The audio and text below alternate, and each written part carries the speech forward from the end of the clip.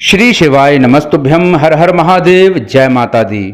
जैसा कि आप सभी को ज्ञात है कि 14 जून 2024 को पड़ रही है मासिक दुर्गा अष्टमी, और दुर्गा अष्टमी का हिंदू सनातन धर्म में बहुत ही पवित्र दिन माना जाता है।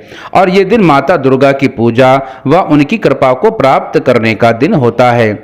इसलिए जो भी इस विशेष दिन पर मां अंबा की विशेष कृपा को प्राप्त करना चाहता है, उसे कुछ विशेष उपाय भी कर लेने चाहिए। इसलिए आज की इस वीडियो में हम कुछ ऐसे विशेष उपायों के बारे में चर्चा करेंगे जिससे आपकी सभी मनोकामनाओं की पूर्ति हो सके। उसके पहले यदि चैनल को अभी तक आपने सब्सक्राइब नहीं किया है तो कृपया सब्सक्राइब कर लीजिए और वीडियो को लाइक करके कमेंट बॉक्स में जय माता दी अवश्य ही लिख दीजिएगा।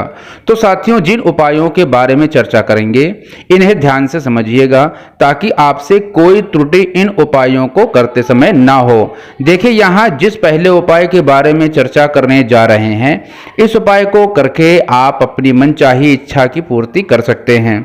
बस इस बात का ध्यान रखिएगा कि उपायों को पूरी श्रद्धा और पूरे पवित्र मन से इन उपायों को करना होगा। तो आपको इस दिन सुबह उठकर स्नान आदि से निवृत्त हो जाना है और दुर्गा माता की प्रतिमा के सम्मुख एक शुद्ध देशी घी का लंबी बाती का एक दिया जला देना होगा। फिर माता दुर्गा के किसी भी एक मंत्र का उच्चारण करते हुए माता को प्रणाम कर लेना है। फिर आपको माता को एक लाल गुलाब की और फिर एक लौंग की माला को माता रानी को अर्पित कर देना है। फिर अपने मन की जो भी कामना है उसकी पूर्ति के लिए माता रानी से प्रार्थना कर लेना होगा। इस सरल से उपाय को करके आप अपने सभी प्रकार के कष्टों को समाप्त कर लेंगे और माता रानी आपकी सभी प्रकार की मनोकामनाओं की पूर्ति भी कर देंगी।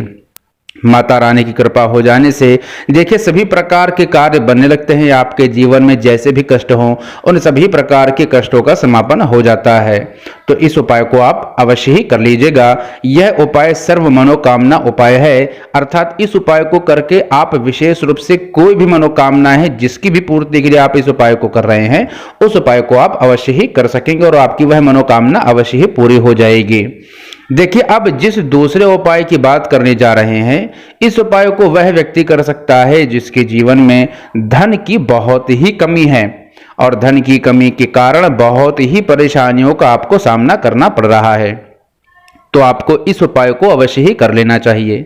ये एक बहुत ही सरल सा उपाय है, किंतु यह बहुत ही दिव्य उपाय है और इस उपाय को करने के लिए किसी विशेष विधि विधान की आवश्यकता आपको नहीं है।